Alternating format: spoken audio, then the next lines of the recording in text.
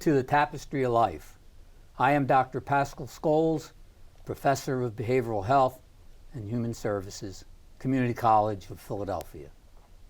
Today's topic is depression and the family. One aspect of a healthy family is its resiliency. That is, its ability to thrive and maintain relatively stable psychological and physical functioning even under adverse conditions. We know that all families face challenges and upheavals during their life cycle from within and without its structure. Some are expected strains such as retirement or divorce or remarriage. However, not all families react to potentially disturbing and disruptive events in the same way. Some may experience prolonged distress from which they seem never to recover. Others suffer less intensely and for shorter periods. For some families, recovery may come quickly, but they later begin to experience unexpected health problems or somehow never again enjoy life the way they once did. Depression within the family is a particular life challenge that can be very disturbing for family members. To discuss this topic today, I want to welcome back my co-host Renee Norris-Jones and my two very special guests, Nishay Adderley, whose mother suffered from depression and mental illness her entire life, and Carolyn Macy, who at 13 years old became aware of her father's clinical depression. It was not until her early 40s that Carolyn accepted the fact that her father suffered from depression. Welcome. Thank you. You know, it's an interesting topic, families and depression, because depression, we tend to think of depression as an individual thing, like, oh, your father's depressed or your mother's depressed, and it doesn't have much of an impact on you. But when we look at the dynamics of families, some of the depression of a parent, in particular a father or a mother, can have lasting consequences to the point where, like in some of your cases, you were in your 40s before you really got around to settling it. And sometimes it never gets settled because your partners or the people you identify with, you fill a gap almost in what you're trying to move away from. So, I mean, I fortunately, there wasn't a whole lot of depression in my family. There were other things, because every family has something going on. Right. But in mine, depression wasn't a very big thing. But I've noticed over the years, and just talking with people, that depression is a very debilitative topic, especially around parents and growing up. Because, you know, as a child, when you grow up, you think that, well, that's what parents are like. They're all depressed. I don't mean it in a right. funny I was going way. to say the same thing. Is that it's from our generation. It's do what I say, not what I do. But we do what they do. We don't do what they say, and it becomes normal. This is how relationships are. If your parent is depressed versus another family member, but someone who's raising you, you're really taking a lot of cues from them. So I can imagine that that impact is tough. Yes, it is probably. So what was your experiences like? I mean, let's start. I found out my dad was diagnosed with clinical depression at the age of 13. So when I was 13, I thought, the world was great. My parents were married. I had a brother. Cats, lived in the suburbs, had a very stable life. And that kind of wasn't what I was expecting to hear. And I was very immature at the time. And I think I handled it very immaturely. But I didn't have anybody to talk to about his illness, because once I heard it was depression, I felt like that was a little bit of shame, and it wasn't something that you really wanted to share with other people. So I internalized it. And I also, now looking back, reacted to it in a way that wasn't something that I was proud of. Now, I did not treat him the way that I probably should have. What kind of a reaction did you have? I would just say things that were kind of mean to him, be very short with him, and he really couldn't help himself because he was sick. And what you find out is it really changes the person's personality. So the person that I knew as my dad, when he was depressed, his personality was totally different. And so he wasn't that person that I knew. So I guess I was embarrassed. I was feeling all kinds of feelings. I didn't really know how to handle them. And unfortunately, I didn't go to anybody to say, hey, this is what I'm feeling. How should I handle this? So I took it all out on him. And luckily, my dad was always very kind to me. He understood me, and he never, came back at me the way I came at him, which was, I think, a good thing. And something that you mentioned in your introduction, we always had a stable home life. No matter when he was in a state of depression or out of it, he was able to maintain his job. He and my mother had a very good and a very strong marriage. And I think because of her strength, she was actually able to, kind of step in, and we were able to have a great life. I don't have any complaints about my life except for his illness truly impacted it. And looking back, I think it is a blessing. It helped build my character, helped make me who I am today. And I think it helps me treat people and look at people in a better way, and not be so judgmental, because it truly is an illness, and they really can't help themselves. Yeah, and I assume from what you're saying is that there are times when you're almost ashamed because other people would say, oh, your father's depressed. It was one of those things you don't talk about. Yeah, It stays you in the really family. Yeah. don't talk about it. Right. And it wasn't like my mother was telling a lot of our family, like her brothers and sisters, his brothers and sisters, are, really close friends. It was kind of like kept within our immediate family, which, you're looking back, it's not really helping anybody, but it's just the way things were. Yeah, it's like that's the how hidden they, agenda. yeah, the hidden agenda. Right. Yeah. And you don't know why they did it, but it's just what they did. And I remember my parents, they traveled a lot around the world just as a hobby. They went to Greece, and my dad suffered from one of his bouts with depression, and they had to take an emergency flight back to the U.S., and I had a party planned. And, my mom calls and tells you that they're coming back, and that was like really scary because they're out of the country. And my mom said, continue what you were going to do as if nothing changed. So we had the party. My dad actually attended, and my friends didn't know any differently. My dad had the ability, even when he was suffering from depression, somehow when he was around outsiders, to kind of pull himself together, and they would never know, It sounds like he had like a mood in Yeah. his depression. Yep. He would be okay for a while and then lapse into a He was. depressed state. It was like that. And what we found out throughout the years, all these cycles, when he was depressed, he would lose weight. Oh, okay. And when he was not depressed, he would get like a big belly, like a beer belly. When he was happy, it was like really weird. It was so like it you could impacted almost, on his weight, and you knew when he was yeah, depressed. you could like physically Did his see the eating, changes. did his eating habits changed on that time? Do you remember? Probably a Probably little stopped bit. Yeah, a little eating. bit. Yeah. Yeah, he did eat when he was depressed. He didn't want to get out of bed. My dad had a great laugh, a very jovial, very loud laugh, a very contagious laugh, and that kind of went away when he was in a state of depression. But he would almost tell us when it was coming, like he could knew. tell. Yeah. So as he got older, like he could go in and out of it quicker. But then as you get older, you can't do that for some reason. I don't know if it's the age that prevents you from coming, out of it quickly. So as he got older, he kind of Stayed in it longer? stayed in it longer. And my dad lived to be 83 years old. He died in 2012, and he kind of was just really never himself after a while. But I was older then and truly understood his illness, so I kind of accepted that my dad that I knew as a child wasn't the same person I knew as an adult. I wouldn't be surprised that depression and other disorders that are associated with mood, that once you get down, the resilience to jump back so quickly is lost physically, yeah. partly.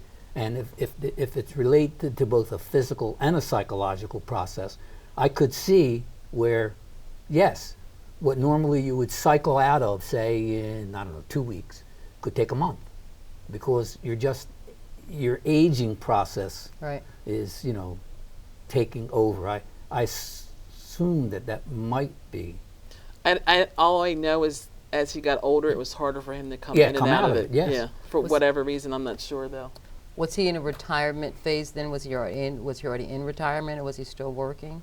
So my dad, when he was diagnosed with depression, was obviously working. He was, I think, 40. I think he was like 46. and then he retired at the age of 60. So he spent Mm-hmm. those years working, and he would come home some days and just say, I cannot get out of bed. I don't want to get out of bed. And work was difficult for him, but he somehow managed to continue to work. And he, never lost his job, and he was able to retire. He had a great retirement, like 23 years of retirement. Yes, I can imagine. And once retirement hit, now you have no reason to get up. You have no reason to get up and put on the brave face Right. to go to work. To do what you have to do.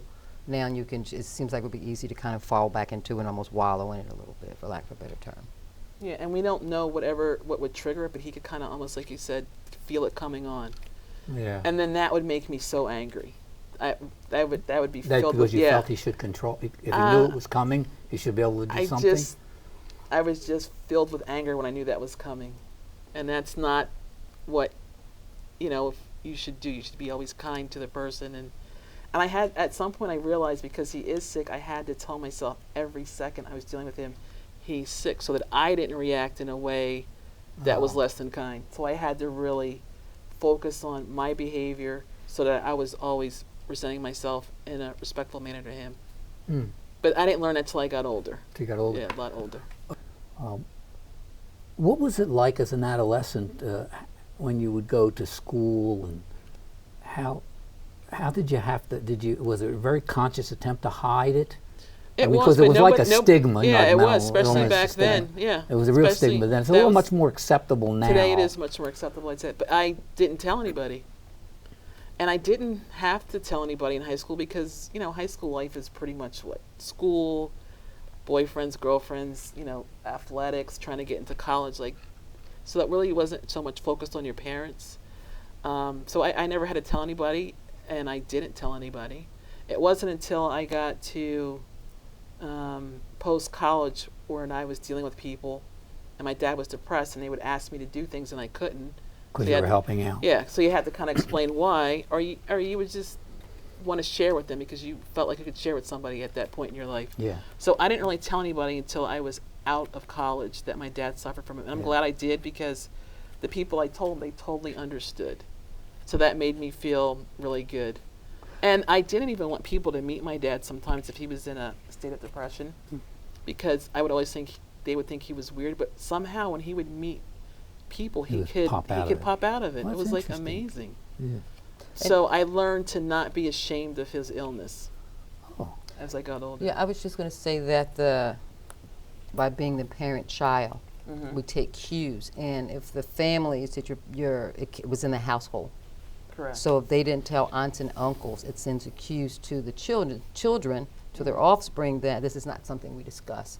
So Right. I wonder if they did talk about it openly to extended family members, maybe there was family therapy, that how it would have helped you, even as a teenager, to feel as though it was okay to share with your friends. Yeah, I'm sure it would have helped, because I would have gone to those people and discussed, how I felt about what's going on. We could have had some sort of dialogue Mm. about his situation and how it's impacting me. Hmm. My dad, I never told him how it impacted me. I never told my mother, never told anybody. I just kept all those feelings hidden and bottled up, which really isn't a good thing at the end of the Yeah. day. Well, we'll get back to that. Okay. Michelle, what does any of this make any sense to you? I relate on so many different levels. It's still a little hard for me to even communicate about any of my processes and growing up. My mother dealt with depression, serious depression, and turned into mental illness, schizophrenia. Oh, okay. Her mother dealt with depression. So I'm quite certain I grew up with my grandmother, and all that has just been a continuous cycle of different emotional disparities. And when it comes to depression and with my mother, that disconnect and not having that mother's, because she was hospitalized since I was born, and that disconnection, and that was the stigma that I carried with me, to this day, of not having her and it not being recognized as something that can be treatable back in the early 80s. And that's part of my depression Mm-hmm. that I'm currently dealing with now, that lack thereof. Have you been seeing someone about that? I or- have. I've had plenty of therapy sessions. Oh, I have. okay. And trying to just undo some things that just was relatively just recycled on from generation to generation. Well, you know, it's interesting. You bring up interesting a father and a mother, and I would assume that there would be a difference because of the natural nurturing process of motherhood. Yes. You know, where you had a very supportive mother Right. around your father, and then your mother was obviously one that couldn't nurture you maybe as much as you should have been. Right. But you also brought in a different dynamic in your conversation. You said that she also had either a co-occurring disorder, like schizophrenia, or she had a schizoaffective disorder, which is also another serious issue, which means that she broke more from reality, I guess, your mother, right? I mean, Absolutely. if you look at her symptoms. It started off with depression, and it started off being identified as such, and it just was, as you know, you were saying earlier, just something that just wasn't talked about, wasn't really analyzed at that time and era. And she'll get over it, or drink some water, go to sleep. And that was a conversation, and it just spiraled into something a little bit deeper. And at that point, once it gets to that level, then at that era, all you knew was to hospitalize. And How you know, deep did it get? Do you mind sharing that? Is that? oh, I don't. I'm working on the sharing and the on that. But when you say deep, what do you mean? Well, was she hearing voices? It was was she more. so depressed she didn't bathe? It You know, was those kinds of- volatile. It Oh, was volatile, she volatile became and voices volatile. and things of that nature. Yes. Yes, and this is what I'm told. I've never seen it. So you said you're getting therapy. Are you the first person along those layers? You said your grandmother, your mother. Are you the first person to break out into I therapy? am absolutely breaking that cycle. Okay. I'm owning that, you know, as I walk and speak today. I mean, I totally relate to the disconnect with a mother. Yeah, mother's There's 7 kids in my family, but my mother never bonded with me in that way. So my siblings have a very different experience with my mother than I relate to, because we never had that bonding at all. Okay. So I totally realized that as an adult, how that feels, and not knowing what that feels like. I try to break the cycle when raising my daughter, but I told the stories are different, but they're the same in that sense of what that feels like as a woman to not have that connection with your mother, which is heavy in itself. It's really heavy. It's heavy, and it's added to the bouts of depression that I've dealt with. I have learned how to, you know, self-heal and do some things. Therapy, speaking of my earlier, music therapy works for me. Meditation, you know, I get into those headspaces of yearning for those moments, those moments that I cannot get back or cannot get, you know, because of my mother's illness and just the lack of information that was not afforded to her in the early 80s. And that it is so much now, and that can be a depressing thought. You know, why wasn't it available then? Maybe I could have had this, I could have had that, you know. So it has its tolls. Well, you know, it's interesting. You said in the early 80s, and there were, the whole community mental health movement was around. And there was a lot of mental health services. But again, if you don't know how to access them, you're stuck in a place where the only people you could talk to are people that live next door to you, or maybe your church. You know, people will go to their pastor sometime and speak. But if you don't have the information, you assume it doesn't exist. Right. In all therapy, like most things, it's not created equal, whether you have a good lawyer, a bad lawyer, or Right. therapist. Right. And actually, when you listen to both of your stories, your storytelling seems to be more impactful in the sense of your emotional growth and development. Absolutely. In the sense of the way you're handling, as opposed to, not saying that you both don't have serious issues that you were dealing with, but it seems like you're a little bit farther along the road to, And maybe that's the age difference. and too, maybe it could be between- age, right? Have you been in therapy also? Or? No, I've never been in therapy.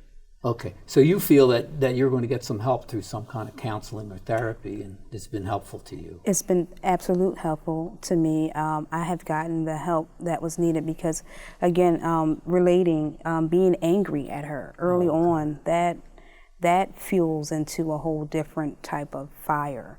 You know, why does she have to do this? Or, you know, trying to overly justify her situation and why these things happen and why was things taken away from me, and it was about me, me, me.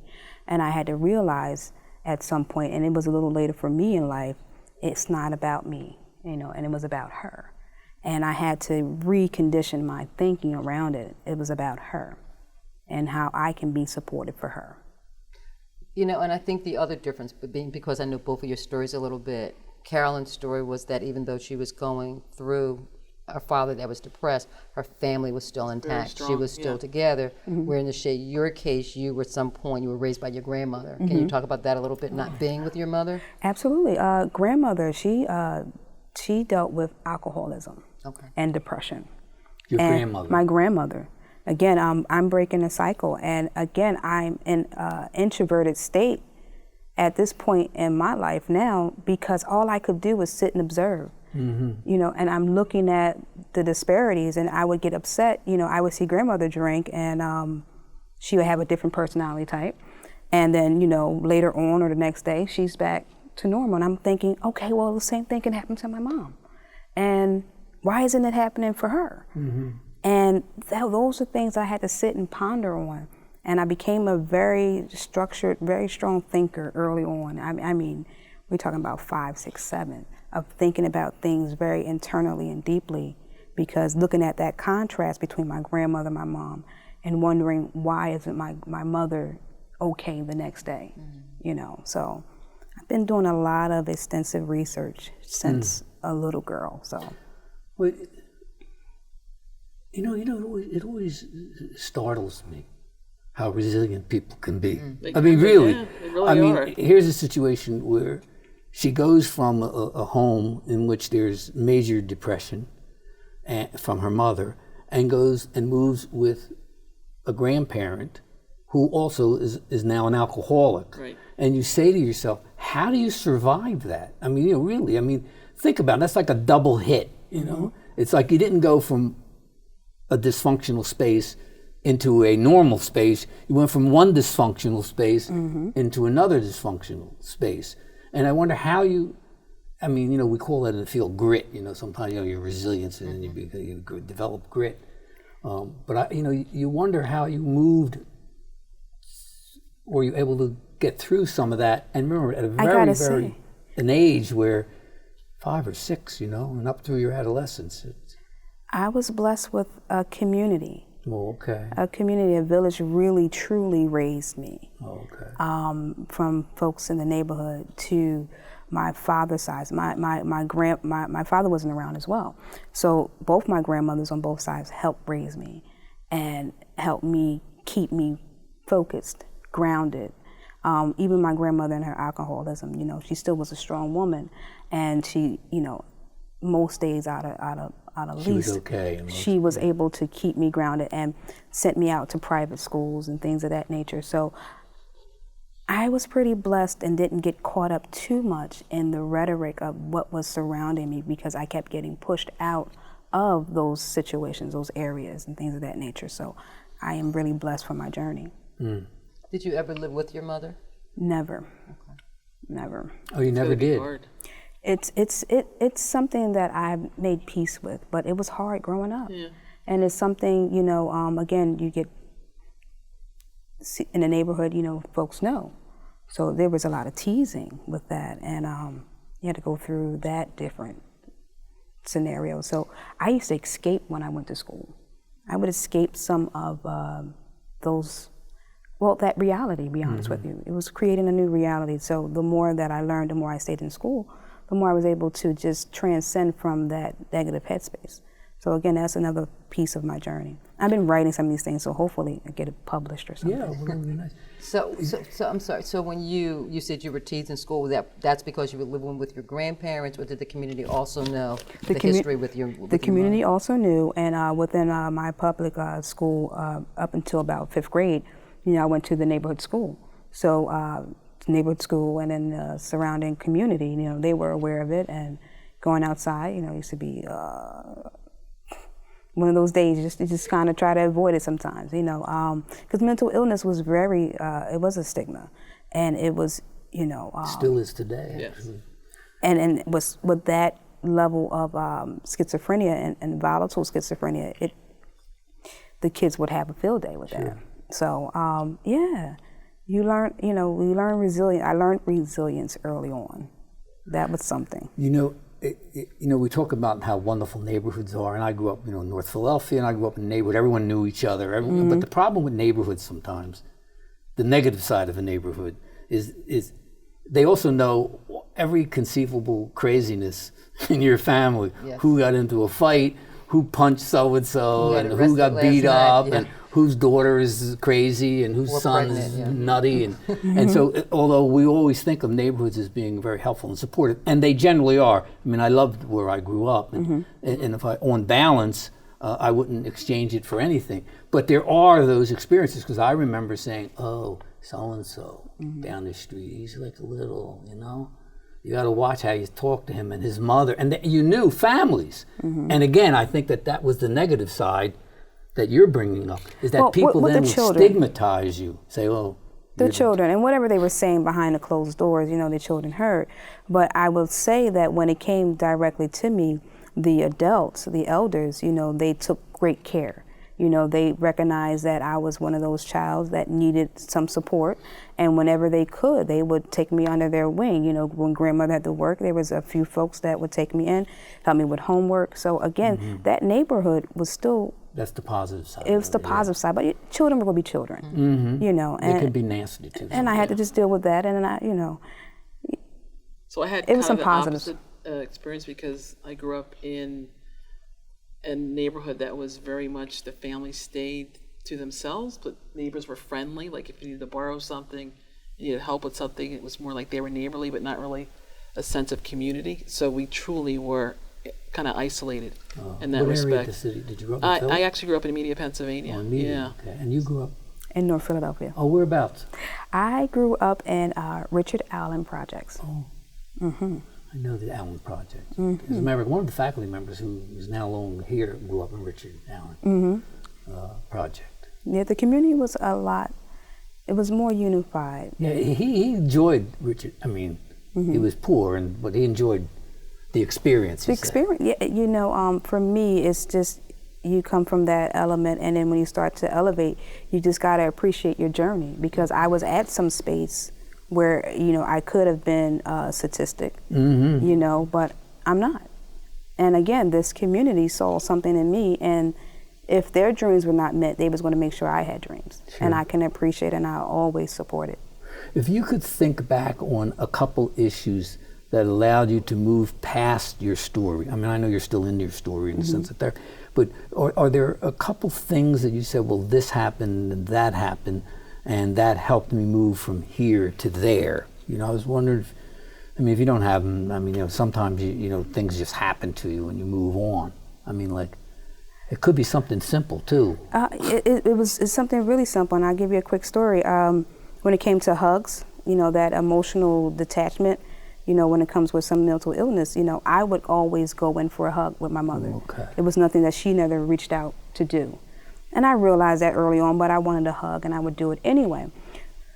So I think I was coming into my grown womanhood around late 20s, 28, and took her out for Mother's Day. Again, she's institutionalized, and I don't know what it was, something emotional, I broke down and cried right there in the restaurant. And in that moment, something changed for me, because in that moment, she came around and gave me a hug.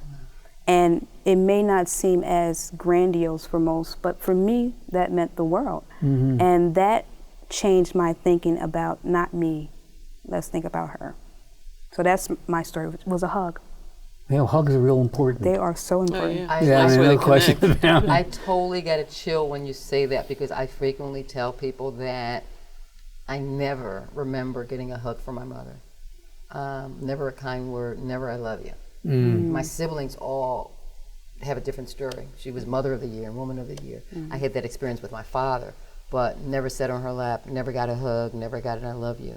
So I totally got a chill when you said that, so I totally get the power of that. Power of a She's hug. not just me coming in for the hug, but her coming to you Right. and giving you a hug. That is, it's huge. I totally get that. Yes. And you often hear people say, well, I love my children, and you often say to them, at least I say to them, well, how often do you tell them that? Because you could say it on Saturday, but Right. next Saturday, they want to hear it again. Yeah. Right. Because it's You not, never get And if enough you of you it. never get person enough that of is, it. enough right. of it. And parents have a tendency to say, well, I take care of them, and I love them, they know I love them.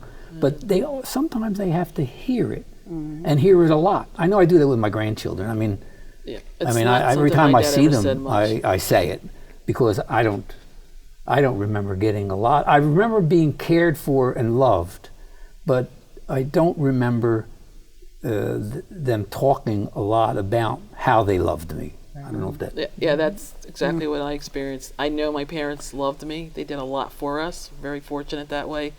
But they weren't parents that would say to you on a daily, weekly, monthly basis, I love you. And there were times when sometimes the only time I would get a hug from them was like New Year's Eve when, I would reach out to them. But as I got older, I just said to myself, this is what I want to do to them. So I would just hug them all the time. And I still do that with my mom, because Which that's important. It's one of the nice things about the culture of recovery is there's a lot of hugging going on in recovery and a lot of caring that, even if it's superficial, I mean, but it does occur. And you almost would hope that that should be like the way life is, that when you meet people. But there are people, if you've ever been around some people, when you shake their hand, you can feel the stiffness just in the shaking of a hand, like they just, don't like it. And I assume that's an experience they've had, growing up, that I assume that either they were hurt by hands being put on them, or they didn't have people who cared enough to hug them a lot. I mean, I know. I totally relate to that. I am a strong handshaker because you're at a distance. The hugging is something that's new for me.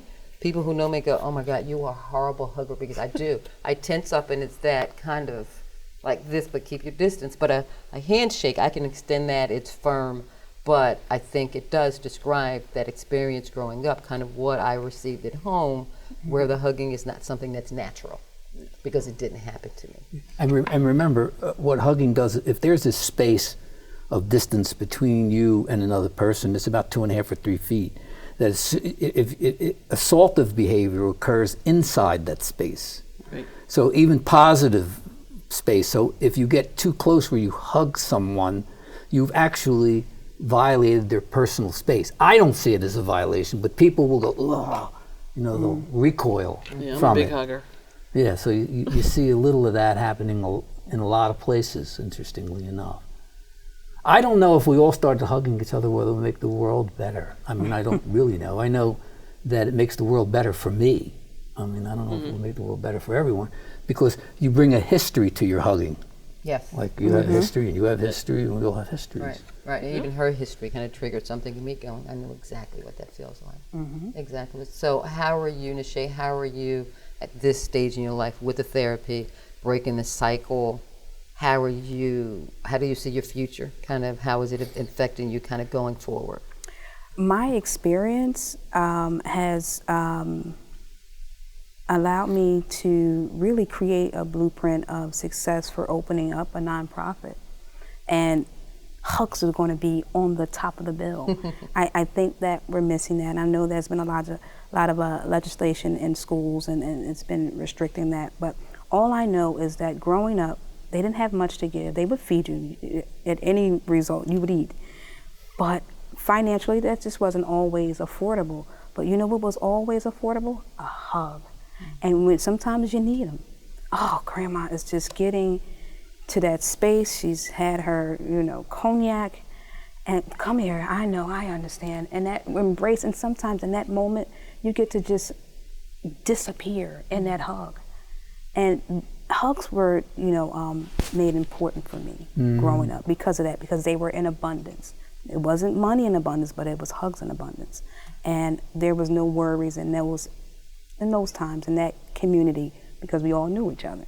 So, yeah, passionate about the future. It's a business that I want to open up, and I want to help cater to single parents with children, or children that came through the 80s, through that horrible, drug era, and just helping with some mental health, physical health, healthy eating, access to technology, some trade, learning how to sew, learning how to cook, little things that they can learn and get these services for free. Yeah, I'd like to know how to sew better. It's a good thought. That way you don't have to be dependent on everyone else sewing for you or bringing it to someone and spending a lot. Sewing would be nice because you wind up making something that then you put on yourself. And there's a lot of positive and it's a lot of meditation in that, a lot of focus and meditation. It can hit so many different avenues, just that learning that one craft. And that was something that my grandmother was very great at. She was in the Seamstress Union. Oh, okay. So that was something that she taught me, and I know that that's something that's just not out there as much. And I totally get that. When you think of, Dr. Scholes mentioned that 3-foot space. I think when you're teaching someone to sew, it's that minute when you get close, when you're trying to show them how to thread a needle. That's in a close space, and it's in an automatic trusting space, I would say, and it's almost a nurturing space because you're showing someone how to do it, and you're in and that there's a certain space. intimacy So of many getting different close, levels. Yes. which scares a lot of people, that Right. intimacy. You got to let it. I've But- learned to let it not scare me because I Yeah. used to be afraid of it, and I'd say, "Why am I afraid? It's just human Yes. to another human." But you I know? think it's the utility of showing someone how to thread that needle that you almost forget about how you're breaking that intimate space there because you're focused So on focused something, on something else. something that has a Learning something utility new. to it. So you almost break that. So it's kind of happening in the background. And you mentioned that hugs were in abundance. So one of the things you talked about a little while ago was that hug you got from your mother. And maybe that was something that happened along the way, those hugs that were happening kind of unconsciously. Okay. Not unconsciously, but you were dealing with them. It became something that was normal. I Right. would think that the hugs kind of also helped you kind of get through it without even thinking about it. The hugs that came from your aunts or your grandparents. Absolutely. And from what I make it up in my world, I look at it as that missing mother's touch, and I got it from an abundance of folks, of villages, because how many times do a child stump their toe? Mom, I stumped their toe. And the first thing they do, come here. Imagine growing up with none of that ever. So, I've looked at those hugs as just a little piece of remnants of a possibility of a mother's touch. And it became something that was just embedded for me. Well, nurturing is a very significant healing Yes. as you grow. I mean, I think we all would agree to that. The question is, some of us can get it from our fathers, some of us can get it from our mothers, some of us can get it from a partner. There's a lot of ways you could get it, but I think to maintain health or to feel that you're healing, you do need to get it from someplace. Don't you think? You need to get Definitely. it. Absolutely. It doesn't have to be a traditional role either. And then you run that Yes, fine line exactly. that if you don't get it at some point, at what point in your adolescence when you're growing up, that's when you become prey to, like you hear about people who are runaways and they go to different places and they become sex workers because someone preys on that person who didn't get this love. Even going back to Charles Manson, where he kind of preyed on those folks who were kind of looking for something and purposely with a negative intent preying on that for some other good, but they're preying on the absence of that because it is something that's in need. Yeah, I actually think that what drew me into the profession I'm in, it had a lot to do with the fact that it was a very nurturing kind of group of people. I mean, they weren't very negative. It actually reminded me very much of like a drug culture where they were actually very nurturing also. We were all tracking certain things, drugs and stuff, but that was a kind of a comforting, like a subculture to be inside, because there were all kinds of people there and that we all had a common focus. And the profession that I wound eventually in, psych and social work and stuff, is that it's similar because you run into people that they share a common kind of culture of healing almost. I think that's why people like to hang out with people who do yoga, and people hang out with people who do meditation. And Right. Right. it's kind of a place where You feel safe. there's a certain comfort. Yeah, so I often say to people, and I'll tell you, you talk about alternative therapies like art and music. You could change your whole day by listening to the right music. Classical music. Oh, what? Yeah, classical music is one of them. So when you think about it, you could really have a major impact on your life if you mix some of the alternatives with the regular, normal healing psychotherapeutic processes. We used to call them adjunct therapies. I suspect they're more than adjunct now. I mean, this whole culture of, people, involved in exercise and running, a whole culture of runners out there. And I've been in therapy for various reasons throughout my life, and I do yoga. So there are times that I've gone to yoga, and when I get there, I'm like this. But when I leave, I'm walking out, and it's like, look at the grass, the sky is blue. It's the meditation part of it that really helps me to just get grounded and centered. So it allows me to kind of get out of this, I got to do this, and the stresses and all of that. It kind of lets me leave that and do some self-healing. Yeah, and I would think that would be very helpful to everybody. Yeah. Just to do some of those. I try to exercise a lot. I ride my bicycle just to clear my head. I always say it's my way of being with nature and God at the same time. And I like to read a lot if I get the time. That's another way to kind of let my mind go and get away from the day-to-day struggles. We have to learn that, our brain is a muscle, and we have to learn how to exercise that as well. And sometimes, we can get overworked and we get, hyperventilate. The brain goes through the same kind of functions. And having those moments, again, like sewing when you're focused, pardon me, or, cycling, or yoga, meditation, and you're taking that time and say, you know what, I'm going to be in the moment, I'm going to be right here in the present, I'm going to get grounded, and I'm going to just release whatever it is that's getting me to this hyper state. And I think that's important, and we have to keep that in mind, because I don't look at therapy as being a negative thing. I used to, but I don't anymore. And, it took a therapist to tell me, goodness, I can't remember verbatim exactly what she said, but to the effect of, even your brain got to take a sick day or something to that effect. Yeah. And you got to understand, those days happen, and know how to do that. And deal I think with you that. also have to appreciate that therapy is one aspect of your healing. Church could be another aspect. Alternative counseling, alternative healing could be another aspect. The whole issue of exercise. So it's more than just that. And I remember people saying to me, every time I come and talk to you, I only talk about negative things, as they used to say to me. So I said, well, tell me some positive things. But the reality of life is that, you go there and you sit down and the therapist looks at you and you look at the therapist and he said, oh, here's where I can say all my things. But most of those things is why you're in therapy is because they had a negative impact on your life. Right. And sometimes you need to just do things that have a positive. Now, therapy's positive too. I'm not saying that. But I think you have to be known more than just the person in therapy. Right. We say that about recovery too. You have to be known as more than just the person in recovery. You have to be known as a runner, a yoga master, or whatever your things are. Yeah, so I imagine having the stigma of having a parent that's depressed, and then the stigma of being in therapy, because a lot of people don't look at That's therapy right. as a good thing. It's like, you're in therapy, and it's looked at negatively. And I always say, if I have a heart problem, I'm going to see my cardiologist. If I have a problem with my teeth, I'm going to the dentist. And if we're humans, so we're always going to have some emotional turmoil or some emotional hurt. You go to a therapist. So that's the specialty thing, because there's a lot of stigma about going to therapy. Just like I'm sure it is about, I've had mental health issues within my family. My brother's in a mental hospital, and he'll be there for the rest of his life. And he's been institutionalized since he was 13. And it's something that, I don't know what point I accepted that was just a fact. Probably because I had other family members long ago that were in mental health facilities. But there's a lot of stigma with folks saying, you have a family in a mental hospital. Right.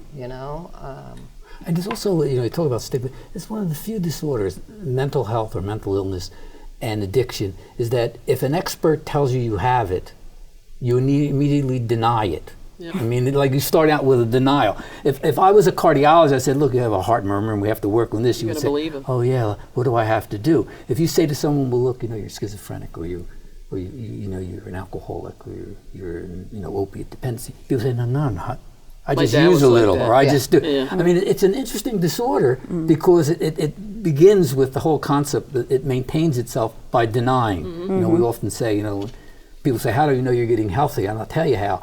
You stop denying, you stop projecting, you stop rationalizing, and when all that doesn't work, you stop acting out by relapsing again. Then I know you're healing. Yeah, my dad didn't want to take the medicine that he was prescribed, so he wouldn't take it. He went to a therapist, and I think maybe went a few times and never went back. Right. So he kind of was denying that and wasn't getting the help that maybe he could have gotten. So That's the right. burden was back on us, on our family. Did he say why he stopped taking the medication or didn't want to take the medication? He just didn't want to take it. He didn't like the way it made him feel, and Made it feel he more normal. really didn't like the therapist. But abnormal to him. Yeah. Normal to us. Right. But abnormal to him, because I've had people say to me, "Oh, I'm on, an antidepressant, and I don't like the way I feel." Yeah. They like that when they wake up sometime and they're just hyped, or they actually enjoy it. So they don't really like the mood change. But that mood change is exactly what is. Trying to get to. Yes, yeah, and then so they stop taking the medication because I Yeah. feel better now, or Right. whatever they say. Right. But he It's a really very did, odd did disorder. not like going to therapy at all. Yeah, well, a lot of people don't like because You're dealing with the head on something. yeah, like you're that. dealing with Yeah. Issues, and then some therapists are not They're not very the good best. at what they do. So you don't get a whole lot of help from Right. them, and they say, "What the heck do I keep coming here for?" So he stopped doing all that. Yeah. How did that make you feel when he didn't want to go to therapy or he didn't want to take the medication? I don't know that I had much of a reaction to that, because maybe I could understand it. Somebody doesn't want to go to therapy, but the medicine, I'm like, I don't know about that either. But as he got older, he would do like funny things. Well, they weren't really funny, but it was his illness, the way it would manifest itself as he got older. He would say funny things. He would call the police on the telephone and say, there's somebody in our house. He did this once when I was in Buffalo, New York. My mom was not home. She was at the hairdresser at the time. So I'm trying to get home as fast as I can. And there was really nothing wrong. The police would come to the house, check it out. It was just him. He would purposely fall down, like he'd get out of bed and somehow fall, but he would never hurt himself because it was his way to get attention. So my mom would call me, and I'd have to drive over there and pick him up, and he was truly dead weight. Like he would just do things to kind of get attention, and as he got older, it became more frequent. And after a while, I just kind of accepted it. It was his illness, and some things were kind of funny what he would do and say, but he never hurt himself except for once. He did try to commit suicide. I think that's the worst he got. And I was 26, 27 at the time, and it was right before Christmas, so I was really, the focus was back on me. I was really upset about that because we couldn't have a traditional family Christmas that we usually had. It was always a big deal in our family. I remember that was the year I got a red ragwool sweater for Christmas, and that was about it. Because my dad was in the hospital, and he came home right before Christmas, and Christmas Day was just really, really depressing at our house. But he was there and alive. So now that I look back on it, it's a good thing that he wasn't successful in his attempt. But he did a lot of weird things as he got older. I wonder if we have maybe, 8 or 9 more minutes conversation, and I'm wondering, when you look back on both of your experiences, what did you get from them that is helping you heal today? I mean, what was the experience that allowed you to feel better, that you're not that experience? Because the experience could debilitate most people, and does. I mean, if you talk about... I think for me, I'm lucky I had the good fortune to realize it's an illness, and it wasn't anything that he was doing on purpose. It wasn't his fault. It's just something that happened to our family. And like I said, to the outside world, it looked like our family looked really normal. We didn't want for anything, and he was able to work until he retired. So he was always able to be a provider, even though he was ill. So I guess I looked at it as this person, even though he's sick, somehow still is very strong, and then he can continue to be very high functioning. I looked at my mother. She was able to keep our family unit pretty whole. So I think for me, I was able to reflect and just get a lot of peace from it and be thankful that I had a dad who loved us. Some people never know their fathers, never are raised by their fathers. So I was able to look at that, and I actually, I think it helped me build character, become a better person as an adult. And I continually, to this day, think about the things that he did and how he reacted to it, and just try to take the lessons and apply them to other people with whom I interact. So it's just, for me, it's made me a better person at the end. And I truly, became a person who loved my father, and really am glad that I had him as my father, even though it wasn't a perfect situation. I truly know that he loved us, and he was doing the best he could do. Does that make your experiences is a little different from what I understand, right? Okay, yeah, it's a little different. Maybe a lot different. I mean, it was just a point in time that we was just unaware of things, and that's what the similarity comes into, and just being at a space that you understand and have compassion now, and that's where I'm at. Because it was very early on for me, visiting a mother in a psychiatric unit, and you see everybody else around you, along with her. Okay, that's a behavior I don't want to pick up, and that's a behavior. So I got, conditioned on behavioralism and what things to look for, looking for a spouse or looking for a friend, and, how to be more compassionate for others in their situations. And I think you said earlier, I learned non-judgmental, or to be non-judgmental very early on, because I looked at my situation, my mother, and there was no way that I could judge anyone else. So that's how my situations helped me. Did you ever connect with your father? My father is a different story. Oh, is it? He's a different story. And I connect with him more so than my mother, and he had his own level of issues as well. But again, like I said, when it came to my family unit, his mother and my mother's mother were my family, and they made certain to give me the village that I was needing. It sounds, again, just listening to both of your stories, it sounds to me that you both had the ability to kind of extrapolate, like to move yourself out of this thing and look down at it almost, to view it from almost an intellectual, in other words, the way you saved your emotion or didn't wind up in the same situation was that you were able to remove yourself and almost cognitively bring order to it. I would always say to myself, I don't want to do this as a behavior, even though I know it was his illness. And sometimes I would say to myself, as I got to a certain age, because he was diagnosed when he was in his early 40s, and I'm like, is this going to happen to me? And I would just some days go, am I getting this illness or not? And I don't think I am. So I was always very aware of that, and just saying I want to do the opposite, and treat people not the way I treated him, first of all, because that was less than kind. And also didn't want to do some of the behaviors that he did, but even though I knew it was a sickness, I still didn't want to do that. So yeah, I took myself out of it and made those decisions. That makes sense to you also? Oh, absolutely. Compartmentalizing, a lot of emotions, a lot of different things I saw, and not trying to own that for myself, because you grow up saying, I'm going to be just like my mom, I'm going to be just like my dad, or I'm going to pick up these different habits. And we figured out a lot of things that by the time I got 16, had I not displayed any kind of behavior like that, I was in the clear. So we had like an additional party. So it was those were those stepping stones to say, okay, this is not me. And for me to be able to differentiate myself from her illness, his illness, and me. So that was helpful.